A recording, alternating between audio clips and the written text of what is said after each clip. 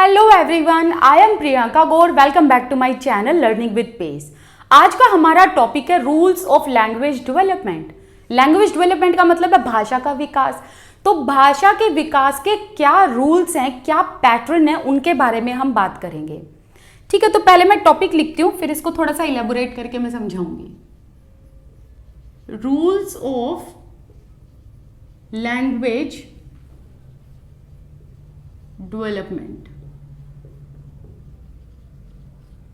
देखो, हम इसमें ये जानेंगे कि बच्चा जो भाषा बोलना सीखता है, उस भाषा बोलने से पहले किस तरीके के रूल्स को बच्चा फॉलो करता है। क्योंकि भाषा जब कोई भी सीखता है, वो सबसे पहले सेंटेंसेस फ्रेम नहीं करता, उसको पहले कुछ स्टेजेस पार करनी पड़ती हैं। जैसे कि अगर आपको 5वीं मंजिल पे जाना है तो आपको सीढ़ियां या लिफ्ट लेनी पड़ेगी ना। उसी तरीके से किसी भाषा के डेवलपमेंट से पहले भी कुछ सीढ़ियां हैं जो पार करनी पड़ती हैं। ठीक है, तो उन्हीं सीढ़ियों के बारे में, या ये कह लो उन्हीं पैटर्न के बारे में बात करेंगे जो कहलाते हैं लैंग्वेज डेवलपमेंट के रूल्स। अब सपोज करो आपने एक भाषा सीखने वाले हो, जैसे कि इंग्लिश। अब इंग्लिश सीखने के लिए आपको किन रूल्स को फॉलो करना है, या ये कह लो किन पैटर्न को जब आप फॉलो करोगे तभी आपको वो लैंग्वेज डेवलप होगी। ठीक है, अब इससे क्वेश्चन तो आता ही आता है, फॉर श्योर शॉर्ट लिख के रख लेना, स्टार मार्क कर लेना इस टॉपिक पे, क्योंकि यहां से एक क्वेश्चन तो आता ही आता है। 2 आ सकते हैं, 3 आ सकते हैं, depend on the examiners mood, but एक तो पक्का ही आएगा। राइट, अब देखो, कोई भी भाषा आप सीखना चाहते हो तो सबसे पहले उसके साउंड्स पर आप ध्यान देते हो। ठीक है, मतलब ध्वनि पर आप ध्यान देते हो। साउंड से मिलकर बनते हैं फिर वर्ड्स, फिर आप शब्द बोलना सीखते हो। फिर वर्ड्स से मिलकर, वर्ड्स मिलकर क्या बनाते हैं? सेंटेंसेस बनाते हैं। अब जब ये सेंटेंसेस बनते हैं, इसमें भी आप ना 2 पैटर्न देखते हो। पहला पैटर्न तो ये देखते हो कि भाई जो आपने इन वर्ड से मिलकर सेंटेंसेस बनाए हैं, क्या उसमें वर्ड्स सही ऑर्डर में हैं या नहीं हैं, वर्ड्स का करेक्ट ऑर्डर। ठीक है, एंड फिर आप सीखते हो सेंटेंसेस में दूसरी क्या चीज, कि भाई जो आपने ये ऑर्डर में पूरे वर्ड्स लगाए हैं, इनका क्या मीनिंग प्रॉपर निकल के आ रहा है या नहीं। ठीक है, फिर आप ध्यान देते हो मीनिंग पर। फिर जब आप सेंटेंसेस बनाना सीख जाते हो तो आप उनको प्रैक्टिकली फिर यूज करते हो, प्रैक्टिकल लाइफ में आप उनको यूज करते हो। तो देखो, अब क्या पैटर्न आप फॉलो करते हो।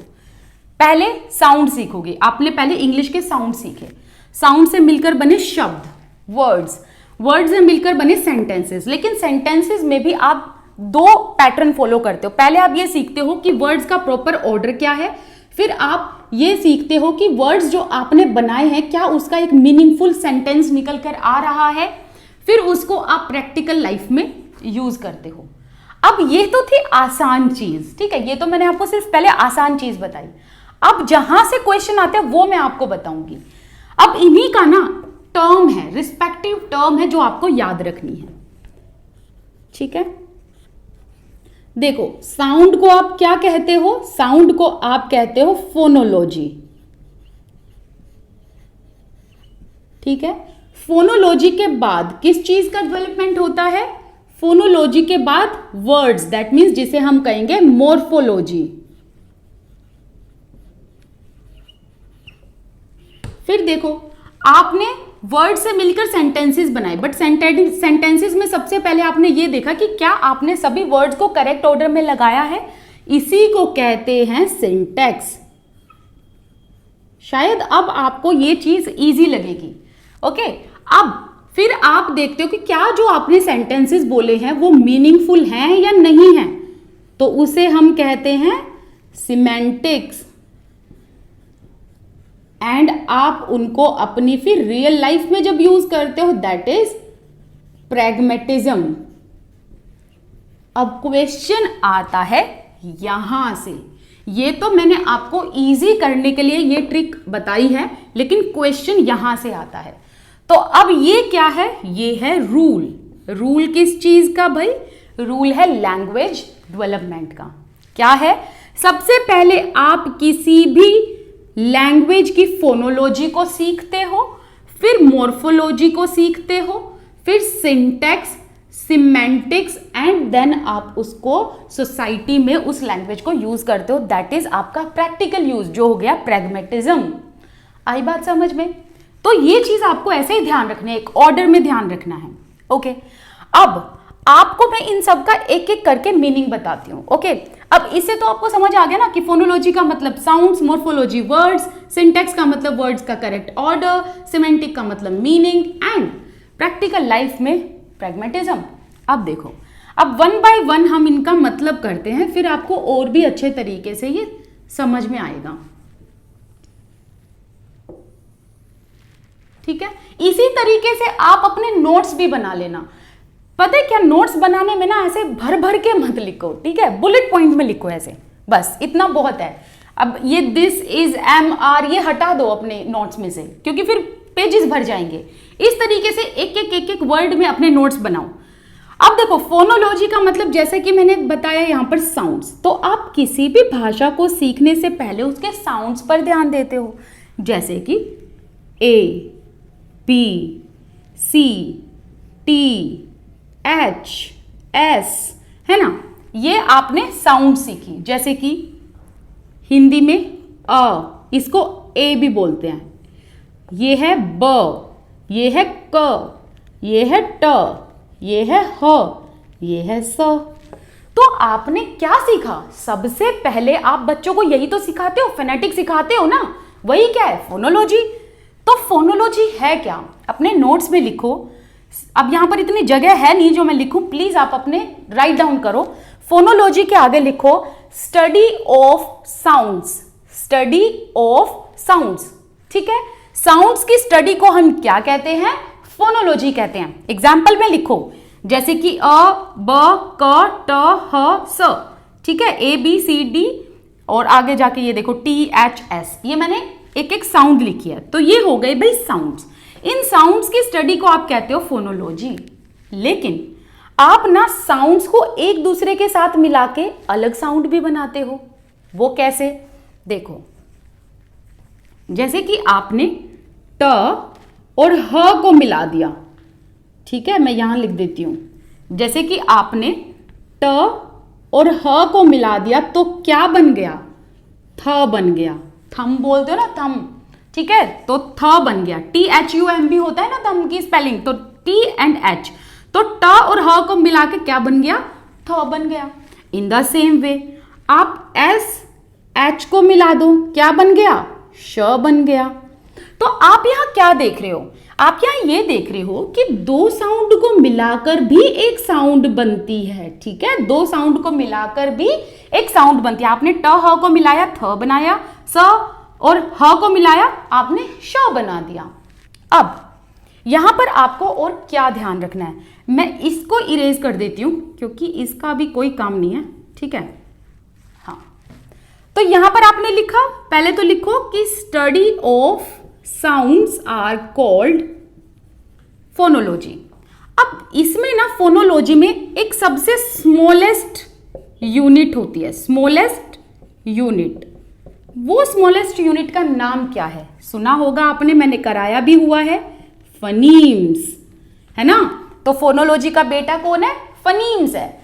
ठीक है, तो फोनोलॉजी का जो सबसे स्मॉलेस्ट यूनिट है वो है फनीम। तो फनीम क्या है?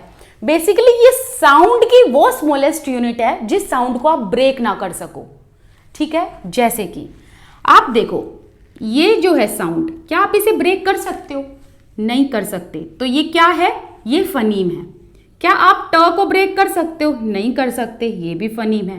क्या आप एच को ब्रेक कर सकते हो? नहीं कर सकते, तो ये भी फनीम है, ये भी फनीम है, ये भी फनीम है, ये भी, ये भी, ये भी। लेकिन क्या आप इसको फनीम कह सकते हो? नहीं कह सकते। क्यों? क्योंकि ये दो साउंड से मिलकर बना है, तो ये दोनों ही फनीम नहीं है। क्यों? क्योंकि फनीम का मतलब होता है ध्वनि की वो स्मॉलेस्ट यूनिट, साउंड की वो स्मॉलेस्ट यूनिट जिसे आगे ब्रेक ना किया जा सके। ठीक है, वही होता है फनीम्स। आई बात समझ में? तो यहां से क्वेश्चन कैसे आते हैं, आपसे फनीम का मतलब पूछ लिया जाएगा, फोनोलॉजी का पूछ लिया जाएगा, मॉर्फीम्स का पूछ लिया जाएगा जो हम मॉर्फोलॉजी में करेंगे। ठीक है, तो सबसे ज्यादा बच्चे कंफ्यूज होते हैं फनीम्स में एंड मॉर्फीम्स में। दोनों का मीनिंग मैं यहां समझाऊंगी, बट ज्यादातर क्वेश्चन जो है ना फनीम एंड मॉर्फीम से ही आते हैं।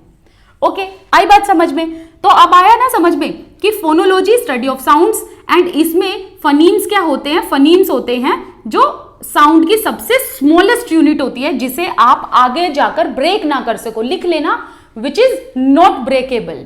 ओके, अब एग्जाम्पल में ये लिख लेना। अब बात करते हैं मॉर्फोलॉजी की। मॉर्फोलॉजी क्या है? Study of words. ठीक है, वर्ड्स की स्टडी को, शब्दों के स्टडी को हम कहते हैं मॉर्फोलॉजी। या कई जगह एक चीज और लिखी आएगी, study of the internal structure of word. Internal structure of words. अब देखो, वैसे इसका मतलब वर्ड्स कैसे हुआ? रीजन ये है कि मॉर्फोलॉजी को आप दो टुकड़ों में बांटो, एक हो गया मॉर्फ, एक हो गया लॉजी। तो मॉर्फ का मतलब होता है शेप या फिर स्ट्रक्चर, लॉजी का मतलब होता है स्टडी ऑफ समथिंग। तो यहां पर मॉर्फोलॉजी में आप वर्ड्स के इंटरनल स्ट्रक्चर की स्टडी करते हो, वर्ड्स के शेप की स्टडी करते हो। आई बात समझ में? अब आपने साउंड्स को एक दूसरे से मिलाया, बहुत सारी साउंड को मिलाया और वर्ड बना दिया। ठीक है, तो वर्ड्स जो आपने बनाए वो क्या है? मॉर्फोलॉजी है। जैसे कि फॉर एग्जाम्पल, स्मॉल के साथ आपने ER मिला दिया, स्मॉलर बन गया। टॉल के साथ आपने मिलाया ER, टॉलर बन गया। ठीक है, इसके अलावा मैं इसको अभी इरेज कर दूं, देखो शायद आपने लिख लिया होगा तो मैं इसलिए इसको अभी इरेज कर रही हूं। ठीक है,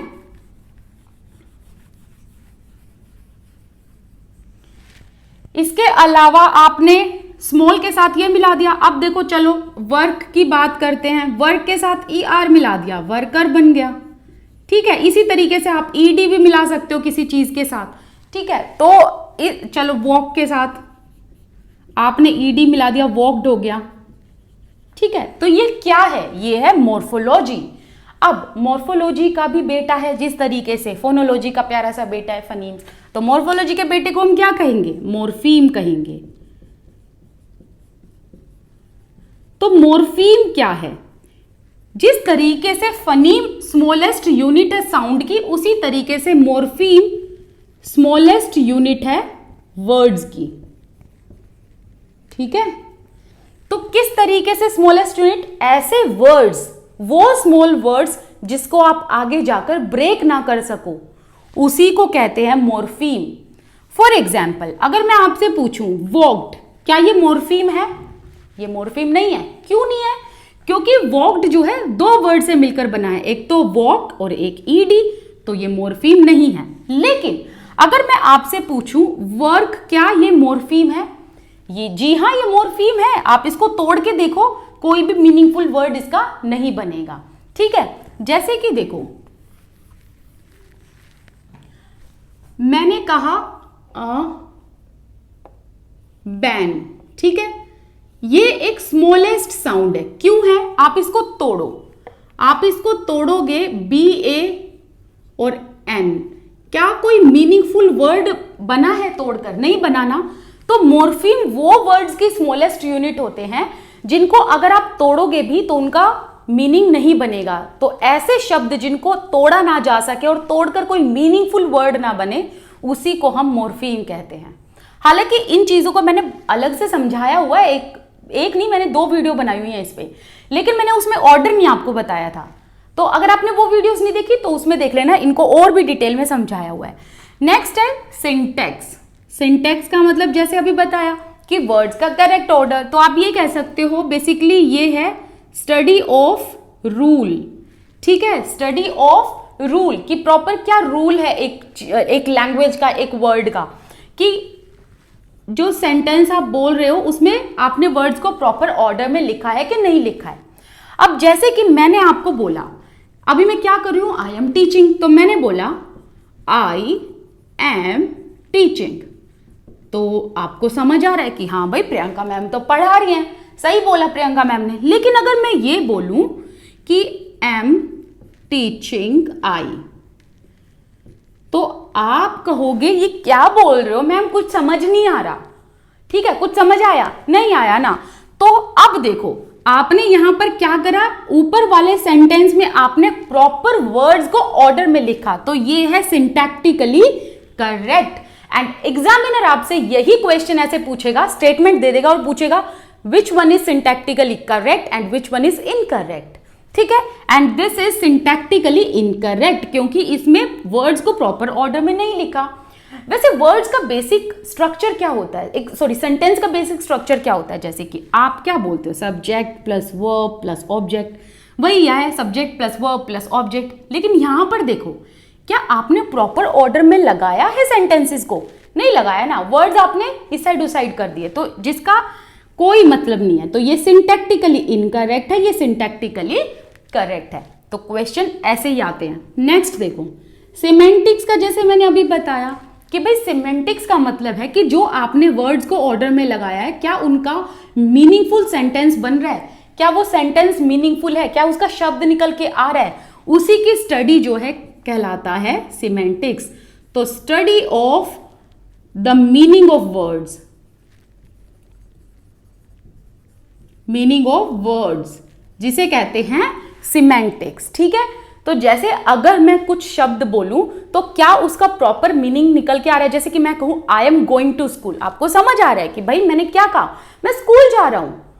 लेकिन अगर मैं कहूं स्कूल आई या स्कूल आई गो, क्या आपको समझ आ रहा है? नहीं आ रहा। इनफैक्ट इसका प्रॉपर मीनिंग भी नहीं निकल रहा है ना।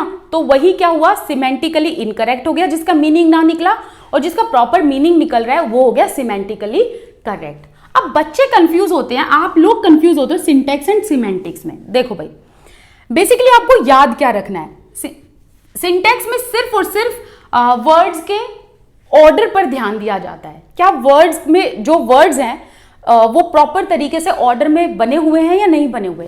लेकिन सिमेंटिक में सिर्फ मीनिंग पर ध्यान दिया जाता है। ध्यान रखना, सिंटैक्स ऑर्डर पर ध्यान देता है, एक रूल पर ध्यान देता है कि प्रॉपर रूल को फॉलो किया जा रहा है कि नहीं किया जा रहा, subject plus verb plus object, या ये कह लो एक ग्रामेटिकल ऑर्डर ठीक है कि नहीं है।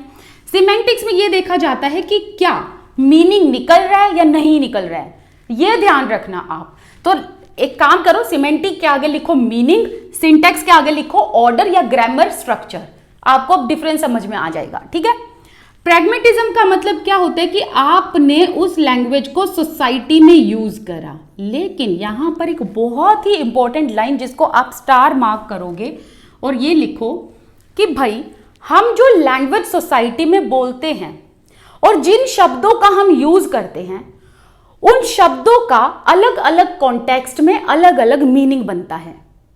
आया हुआ है ये क्वेश्चन सीटेट में कि वर्ड्स का मीनिंग कैसे चेंज होता है, उसके ओरिजिन से या उसके कॉन्टेक्स्ट से। आंसर होगा कॉन्टेक्स्ट। कैसे? फॉर एग्जाम्पल, मैंने कहा आंसू, फिर मैंने कहा फाड़ना पेज को, तो आप देखो दोनों का शब्द एक है, टीयर। टीयर का मतलब आंसू, टीयर का मतलब फाड़ना। ठीक है, लेकिन ये जो शब्द है एक टीयर, ये टीयर अलग अलग कॉन्टेक्स्ट में अपना मीनिंग बदल रहा है। ठीक है, अगर मैंने कहा पेज फाड़ो, टीयर द पेपर।